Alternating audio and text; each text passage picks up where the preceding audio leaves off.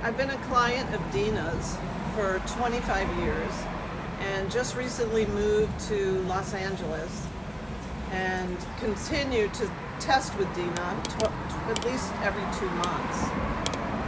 My visit this time was a little bit more important. I just found out that I have mold in my cottage and started for the first time to get really sick. So I flew in yesterday and Dina tested me and I tested really high mold exposure. So what you see on me right now is mud packing, and Dina will tell you the rest of what's involved when you've been exposed to mold. So Susan has been a very dear client of mine for many years, as she mentioned to you, and she does fly into New York twice a year to come and see me from LA. When we tested her to see that mold was an issue, and she complained that she was very congested in her sinuses and her ears were closed.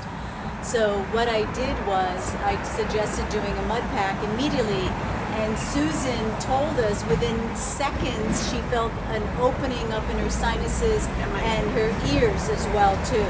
So the way the mud packing works is that it helps to remove toxins, and those can be from mold, bacteria, viruses, heavy metal, pesticides, you name it. Anything that is toxic to our bodies can be removed topically from a very powerful mud pack.